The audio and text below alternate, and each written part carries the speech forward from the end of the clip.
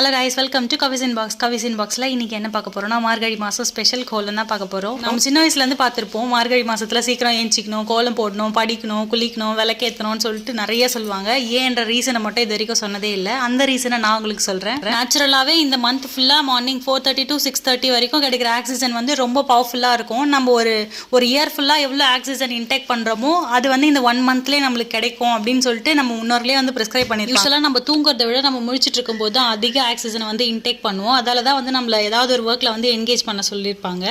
Maximum அது வந்து நம்ம குளிச்சுட்டு பண்ணோம், கொஞ்சம் புத்துணர்ச்சியோடு இருந்தோம் அப்படின்னா அதோட எஃபெக்ட் வந்து நல்லாவே இருக்கும்.